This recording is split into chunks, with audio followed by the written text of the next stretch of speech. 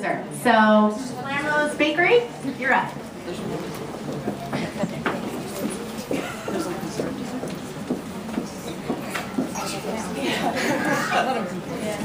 A lot of tall people here. Good evening, everyone. My name is Joanne Bruno, and I'm here to talk to you tonight about the wedding cake. The wedding cake is a very important part of your wedding. It's a beautiful centerpiece that's displayed throughout the whole reception.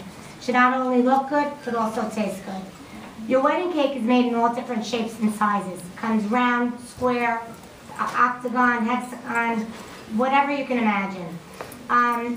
Before you meet with your cake decorator, it would be very helpful if you were as informed as possible.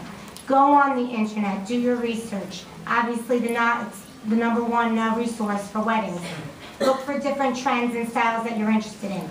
Most importantly, bring pictures to your cake baker or cake decorator. Have a theme in mind. Bring in some color swatches, but of course, just keep behind your head that ivory and white is still the classical way to go. One of the biggest trends that we're seeing lately is cake jewelry. Lots of bling. A simple cake can look very glamorous just by adding a strand of cake jewelry around the tiers. As you see displayed back there, we made a cake with cake diamonds and some brooches, and also we sprayed it with luster spray. So that turns a simple cake into a really elegant masterpiece. A big question I'm getting nowadays, a lot of brides and grooms come in and they ask me, what's the difference between buttercream and fondant? Well, right now fondant cakes are becoming very popular. Some brides are really under the impression that a buttercream cake cannot be done smooth. This is absolutely not true. Again, I point out to that one cake to the left, it's a real cake. It's done in buttercream, and it's completely smooth. Basically, it can be as smooth and clean as a fondant cake. Fondant ice wedding cakes are much more labor intense, and the design options on them are obviously much more. We do a lot more with them. We can hand paint them, we can pearlize it, we could sculpt it. Anything you can imagine can be done on a fondant cake. Bows, flowers, draping designs, all that stuff is done on fondant. It definitely adds a lot of character to your cake. Some people are also under the impression that fondant does not taste good. I get this question a lot. I don't want a fondant cake, it tastes terrible. Everybody's recipes are different, so all I ask is, ask your cake decorator, say I want to taste it.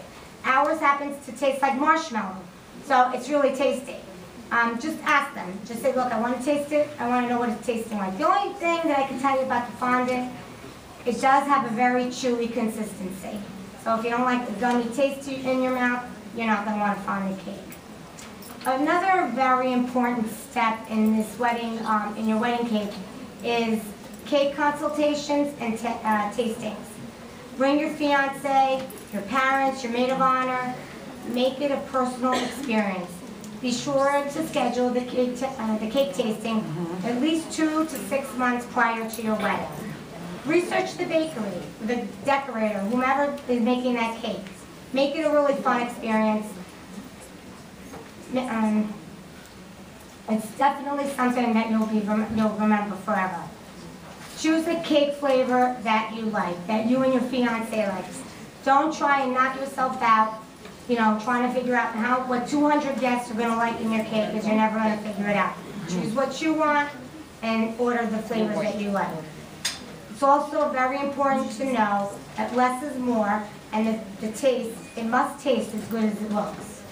The last thing that I want to talk to you about is a groom's cake. So much emphasis is being placed on the bride, the dress, the flowers, that the groom sometimes feels a little bit left out. It's really important to have a groom's cake. The cake should be all about the groom. If he's into football, do a football helmet. If he's a golfer, a golf bag. Anything can be done with the groom's cake. Make it a surprise. Tell the band, hey, listen, we're going to have a groom's cake. Make it a big production. Make it a big surprise so that way, it leaves a nice smile on his face. Basically, that's all, and hopefully these, have been helpful hints for you. And if you have any other questions, we'll address them later. Thank you so much.